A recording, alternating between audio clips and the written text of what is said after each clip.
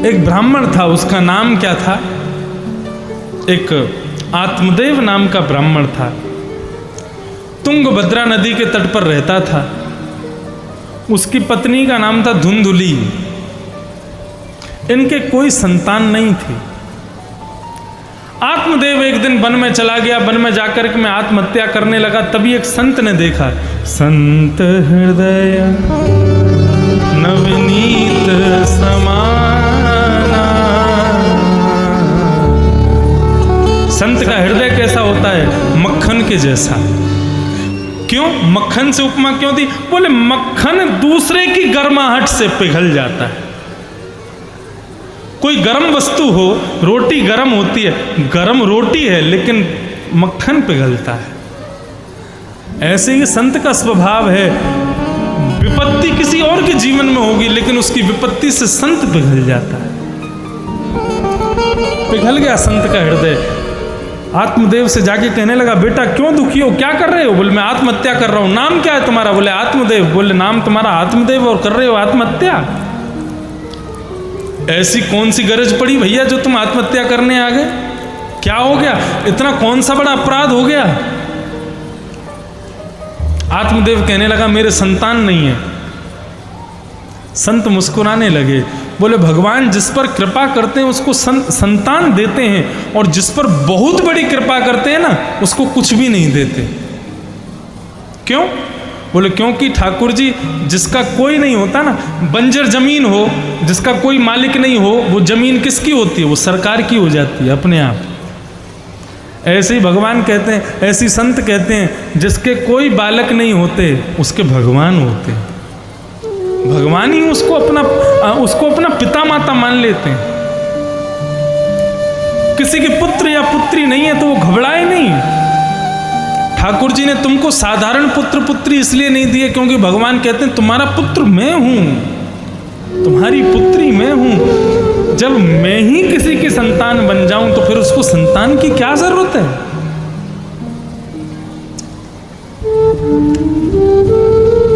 जीवन के प्रत्येक अभाव में भगवान का भाव समझना चाहिए। यदि किसी चीज की कमी है ना जीवन में तो कमी नहीं है, भगवान ने इसलिए नहीं दी शायद क्योंकि भगवान उस स्थान पर आना चाहते। किसी को भाई नहीं दिया तो सोचो भगवान मेरे भाई बनना चाहते थे इसलिए मुझे भाई नहीं मिला। पुत्र नहीं है तो यही सोचना चाहिए भगवान शायद मेरे पुत्र बनना चाहते हैं इसलिए मुझे पुत्र नहीं दिया। और बताऊं, किसी कन्या का ब्याह ना हो तो मुस्कुरावे, मेरे तो गिरधर गोपाल दूसरो न कोई, जाके सिर मोर मुकुट मेरो पति सोई।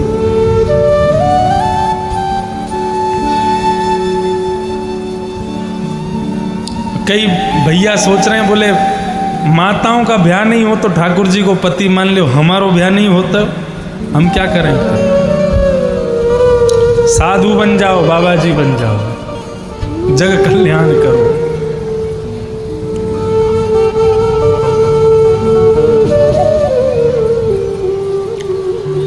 कहने का अभिप्राय, जीवन में यदि कोई अभाव है तो उसको वो अभाव कब लगेगा? यदि अभाव मानोगे। यदि अभाव नहीं मानोगे तो फिर अभाव क्यों लगेगा? मैं जरूरत समझूं कि मुझे रोटी चाहिए तो रोटी का अभाव मुझे लगेगा, लेकिन मुझे रोटी की जरूरत ही ना हो, दाल चावल से काम चला सकूं तो फिर रोटी का अभाव क्यों लगेगा? आत्मदेव रुदन करने लगे, मेरे संतान नहीं है। संत ने कहा ये तो खुशी मनाने का समय है। अरे संतान नहीं है इसका मतलब ठाकुर जी तुम्हारी संतान है, आनंद करो। आत्मदेव तो कहने लगा, अरे बाबा ये बातें बनाओ मत मेरे सामने, तुम क्या जानो संतान का सुख क्या होता है। मुझे संतान चाहिए, यदि संतान नहीं मिली तो मैं आपके सामने अपने प्राणों का परित्याग कर दूंगा और फिर आपको जवाब देना पड़ेगा। बोले तेरे सामने एक ब्राह्मण ने हत्या कर ली अपनी और तू कुछ नहीं कर पाया।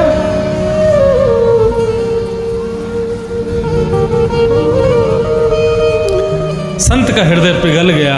उन्होंने तुरंत अपने झोले से एक फल निकाला और निकाल करके भगवान से प्रार्थना की, हे प्रभु, अपने संपूर्ण जीवन का जितना वैराग्य है, जितना त्याग है, जितना ज्ञान है, सबका जो भी फल मुझे मिलने वाला हो वो सब मैं इस ब्राह्मण को प्रदान करता हूँ। एक पुत्र रत्न की प्राप्ति हो, एक पुत्र इस ब्राह्मण को मिले। फल दे दिया और कहा, बेटा जाकर के ना अपनी पत्नी को खिला देना, और 1 वर्ष के लिए कुछ नियम बता रहा हूं, इन नियमों का पालन करना।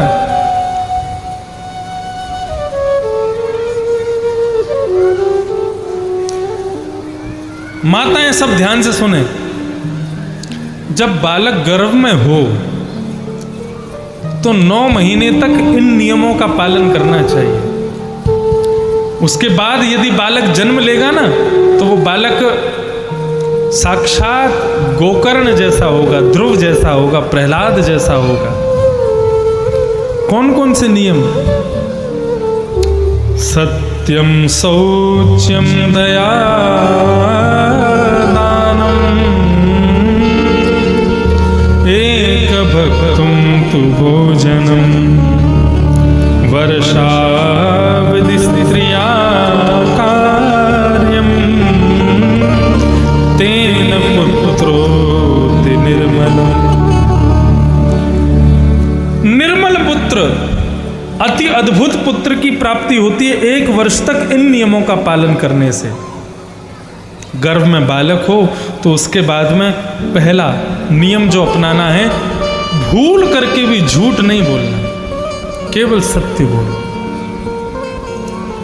कितनी भी बड़ी परिस्थिति आ जाए लेकिन झूठ का भाषण नहीं करना, केवल सत्य बोलना है। गर्भवती महिला को, वैसे तो सबको ही बोलना चाहिए, लेकिन कभी कभी बच्चों को बहलाने फुसलाने में हम लोग झूठ बोल जाते हैं ना, वो झूठ भी नहीं बोलना, सब सत्य बोलना, सत्य बोलो। दूसरा शौचम, यानी कि पवित्रता रखो। याद रहे, ध्यान रहे कि मेरे पास कोई भी अपवित्र वस्तु ना हो, मैं जितना हो सके एक साधु की तरह जीवन जीऊं। सत्य बोले, पवित्रता रखे, और तीसरी बात दया, किसी पे भी क्रोध ना करे, सब पे दया करे। यदि शत्रु भी आ जाए ना सामने, उस पे भी दया करे। सत्यम, शौचम, दया, और चौथी वस्तु दानम। गर्भवती माता को चाहिए रोज सुबह उठ करके स्नान ध्यान करके कुछ ना कुछ जरूरतमंदों को दान दे। किसी के घर में अनाज नहीं है तो उसको अनाज देवे, किसी के बालकों को वस्त्र की जरूरत है उसको वस्त्र देवे।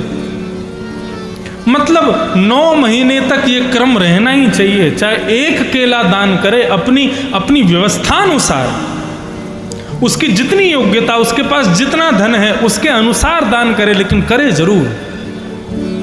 तो पहली बात सत्य बोले, दूसरी बात पवित्रता रखे, तीसरी बात सब पर दया करे, चौथी बात दान करे, और 5वीं बात एक भक्तुम तु भोजनम।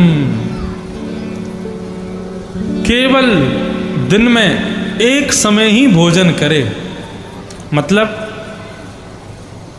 बहुत कठिन है, मतलब अन्न का सेवन 1 बार करे, उसके अलावा फल खाओ, जूस पियो, सब दुनिया भर के पौष्टिक आहार खाओ, लेकिन प्रॉपर पूरी थाली लगा के भोजन केवल 1 ही बार करो। वर्षा विधि स्त्रिया कार्य, मैं नहीं, भागवत जी कह रही हैं। इस प्रकार 1 वर्ष तक जो महिला इस नियम का पालन करती हुई 1 वर्ष की अवधि को पार करती है, उसका क्या होता है? बोले तेन पुत्रोति निर्मलम, उसका अति निर्मल पुत्र जन्म लेता है, अति अद्भुत जन्म लेता है पुत्र। ब्राह्मण ने फल दे दिया, जाकर के अपनी पत्नी को खिला देना और इन नियमों का पालन करवाना। आत्मदेव ने गलती की, जाके अपनी पत्नी को फल खिलाया नहीं, पत्नी को फल दे दिया, बोले खा लेना। बैठा के खिलाना चाहिए था, लेकिन आत्मदेव ने खिलाया नहीं। अब उसकी पत्नी धुंधली, सोचने लगी जन कहाँ से फल ले आए, इसको खाने से गर्भ में बालक आ जाएगा। अब जहाँ चाहूँगी जाना पाऊँगी, जो चाहूँगी खाना पाऊँगी, जिससे चाहूँगी लड़ना पाऊँगी, 9 महीने तक बिस्तर पर पड़ी रहूँगी। अब इस उम्र में बालक लेके करना भी क्या है। उसने कहा हमारे घर की गैया भी बांझ है, इसके भी कोई बालक बछड़ा आज तक हुआ नहीं है। फल उसको खिला दिया। बोले अब क्या करूं, इनको तो विश्वास है संत के फल पर, ये कहेंगे 9 महीने बाद बालक कहाँ है, तो क्या कहूँगी। तो अपनी एक गर्भवती 1 महीने की गर्भवती सहेली के यहाँ चली गई, कह करके कि मैं 9 महीने अब अपनी माँ के यहाँ रहूँगी और जब बालक जन्म लेगा तब आऊँगी। 9 महीने तक अपनी एक बहन के यहाँ रहती है, उसका बालक जन्म लेता है, उसको बहुत सारा द्रव्य दे देती है, उसके पुत्र को लेकर के घर आ जाती है। आत्मदेव नाचने लग जाता है, मुझे पुत्र रत्न मिला, मुझे पुत्र रत्न मिला, आनंद करने लगता है। नामकरण के लिए यज्ञ आदि करने जैसे ही बैठता है, तभी क्या देखता है कि गाय रंभाती है और उस गाय के गर्भ से एक अद्भुत मनुष्य जैसा बालक जन्म लेता है, जिसका शरीर तो मानवों जैसा है लेकिन कान गाय के जैसे। नामकरण किया गया तो उस बालक का नाम रखा गया गोकर्ण। धुंधुली कहने लगी उस बालक का नाम तुमने किया, इस बालक का नाम मैं करूंगी। तो उसका नाम धुंधुकारी, इसका नाम गोकर्ण और मेरे बालक का नाम धुंधुकारी। धीरे धीरे धीरे दोनों बालक बड़े होने लगे। गोकर्णो पंडितो ज्ञानी धुंधुकारी महाखल। गोकर्ण तो बड़ा अच्छा ज्ञानी बना, पंडित बना, लेकिन धुंधुकारी मां के लाड़ प्यार में इतना बिगड़ गया, खल बन गया। बंधुओं, माताएं, बहनें और सब भाई लोग जितने यहां बैठे हो, बहुत ध्यान से सुनना। बच्चों को ज्यादा लाड़ नहीं करना चाहिए।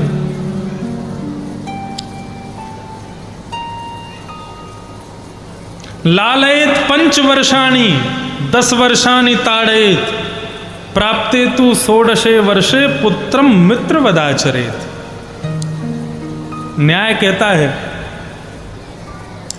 लालयेत 5 वर्षाणि, बालक को लाड़ प्यार केवल 5 वर्ष तक करना चाहिए। जब तक 5 साल का नहीं हो जाए उसको खूब प्यार करो, लेकिन जैसे ही 6 साल का हो जाए तो 10 वर्षानी ताड़येत, फिर उसको महाराज 6 से लेकर के और जब तक 15 साल का नहीं हो जाए, मतलब 10 साल उसकी खूब ताड़ना करनी चाहिए। अच्छा, ताड़ना का मतलब बच्चे कह रहे कल से इनकी कथा में नहीं आएंगे, हमको पिटवाएंगे ये तो। ताड़ना का मतलब क्या होता है? ताड़ना का मतलब है देखना, दृष्टि रखो, क्योंकि ये 10 वर्ष उसको बिगाड़ सकते।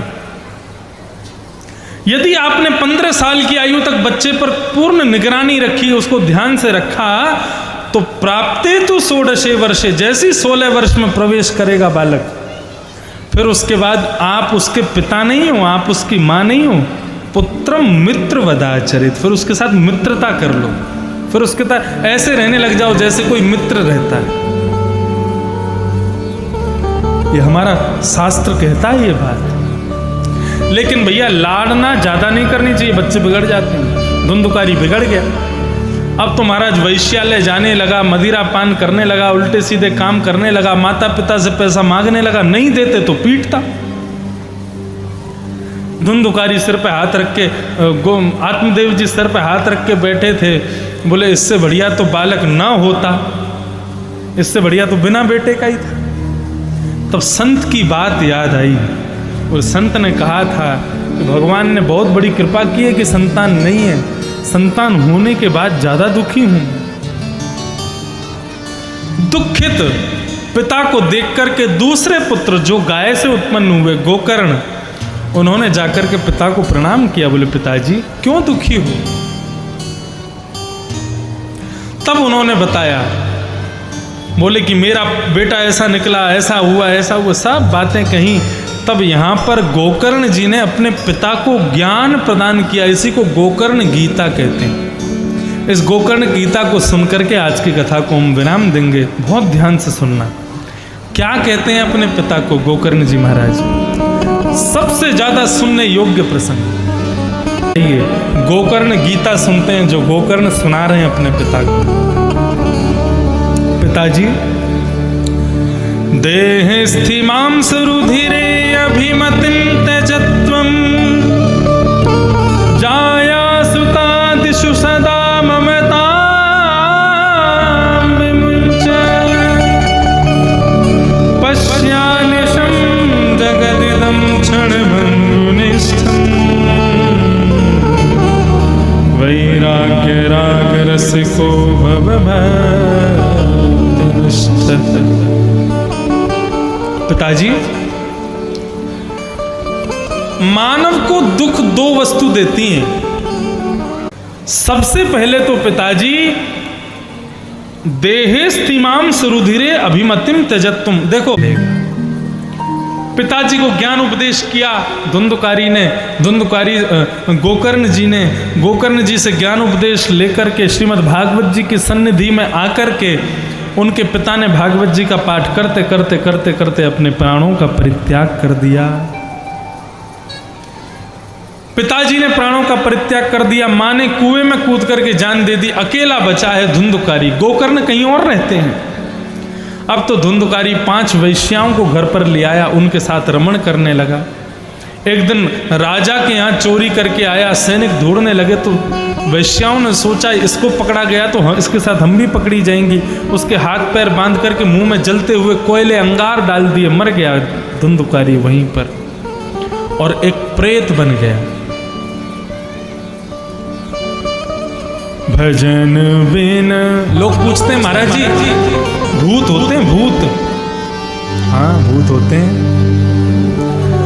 भूत कौन बनता है? बहुत ध्यान से सुनना, भूत कौन बनता है? एक पद के भाव से सुनो। भजन बिन नर मर घट के भूत, भजन बिन नर मर घट के भूत, भजन बिन नर मर घट के भूत, भजन गाओ।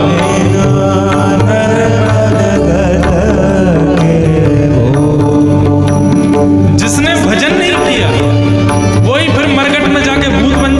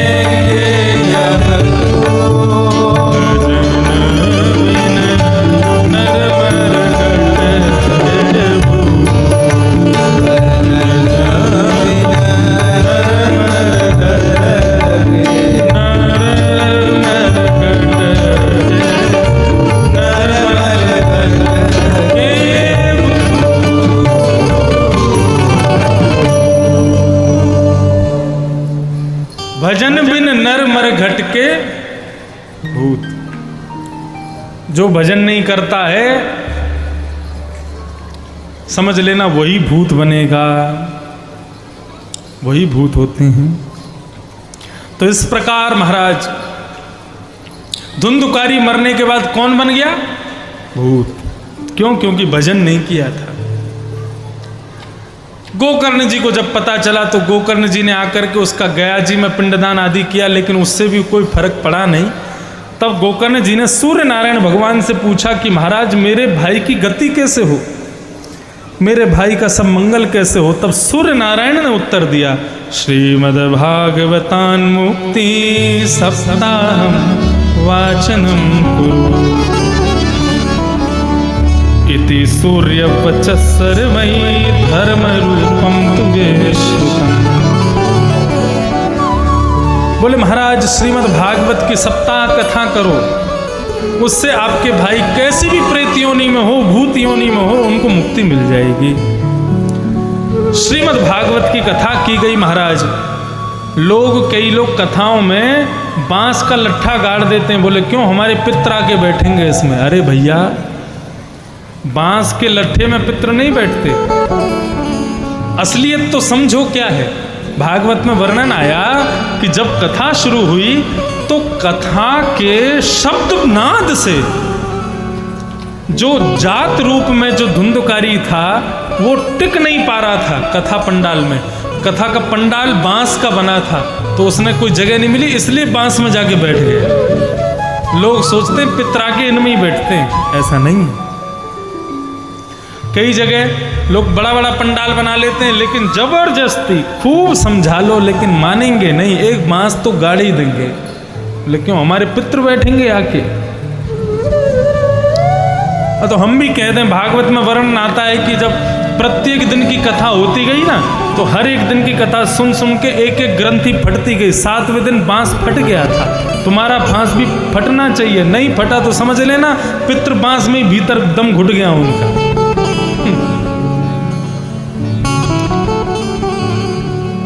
प्रैक्टिकल रहा करो। ग्रामीण क्षेत्रों में कहीं कहीं हम जाते हैं, पुराने जो हमारे पूर्वज करते आए वैसा ही करते चलो। एक चीज इधर की इधर कर दी, तुम्हारी खैर नहीं है।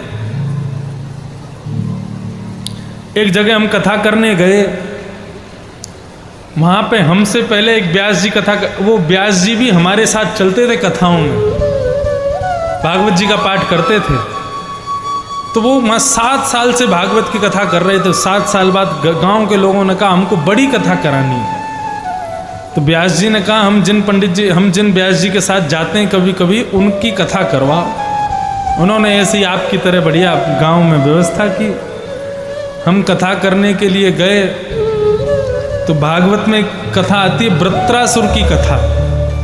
वो वृत्रासुर की कथा हमने वहाँ सुनाई, तो जैसे ही हम कथा से नीचे उतरे तो एक बुजुर्ग आए, तो बोले व्यास जी आप भागवत तो नहीं बाँच रहे। मैंने भागवत नहीं बाँच रहे मतलब? आप कोई और पुराण की कथा कह रहे हो और यहाँ हमको पागल बना रहे हो कि हम भागवत सुना रहे हैं। मैंने भैया ऐसा मैंने क्या कर दिया? बोले आज आप जो कथा सुना रहे थे असुर की कथा। मैंने कि वृत्रासुर कहते हैं उसको? बोले हाँ वृत्रासुर की कथा। बोले हाँ वही। ये कथा भागवत में कहाँ है? मैंने कि आपको मैं दिखाऊं कहाँ है कथा? बोले हम तो ये जानते हैं 7 साल से जो व्यास जी आ रहे थे उन्होंने कभी सुना ही नहीं, तो हमको तो यही लगता है कि वो कथा है ही नहीं भागवत जी में। आप सुना रहे हो तो हमको लग रहा है किसी और पुराण की कथा। मैंने भैया कल आपके व्यास जी को बुलाऊंगा, मैं उनसे पूछूंगा क्यों नहीं सुनाई यहाँ वृत्रासुर की कथा। तो सब जगह ऐसे अलग अलग भाव सुनने को मिलते हैं। कई जगह जबरदस्ती कथा व्यासपीठ के ऊपर केले का पत्ता टांग देंगे, बोले कि ये होना बहुत जरूरी है। अरे भैया उसका पता क्या था स्वरूप? पहले पंडाल नहीं हुआ करते थे, आज से 500-1000 वर्ष पहले। तो कथाएं कैसे हों? व्यास जी के ऊपर कुछ तो छांव होनी चाहिए। तो फिर केले के पत्ते 4 बांध के उन पर एक चुनरी बांध देते थे ताकि व्यास जी को धूप नहीं लगे। और लोग सोचते हैं कि ये नियम है कथा का, ये करना ही पड़ेगा।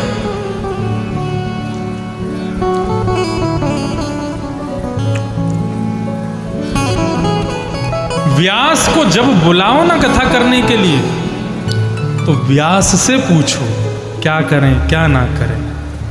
हर व्यास की अपनी पद्धति है, हर पद्धति का पालन करो। सबकी पद्धतियां नवीन हैं, मंगलमयी हैं, आनंदमयी हैं, सबका पालन करो। तो महाराज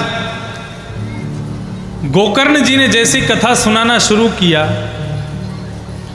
तो 7 दिन के बाद एक विमान प्रकट हो गया, और उस विमान में गोकर्ण धुंधकारी बढ़िया नवीन रूप धारण करके प्रकट हो गया। उसने प्रणाम किया, बोले भैया आपने कथा सुनाई, इससे मैं मुक्त हो गया, प्रेत योनि से, भूत योनि से मुक्त हो गया। और वो विमान में बैठ करके विष्णु लोक को जाने लगा। तो व्यास के रूप में गोकर्ण जी जो थे, उन्होंने पूछा, बोले भैया एक बात बताओ, विमान एक ही क्यों आया? इतने सारे लोगों ने कथा सुनी, सबके लिए विमान आना चाहिए। तब हरिदास वर्यों ने बताया कि विमान क्यों नहीं आया।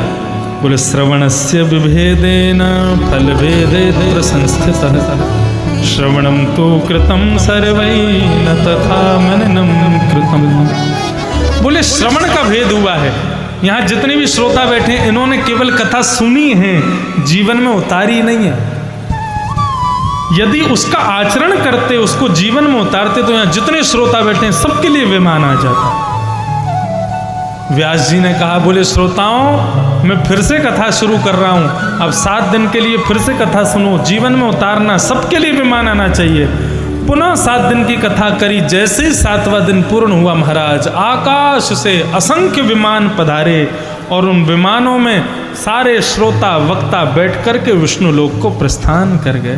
बोलो भागवत महापुराण की जय।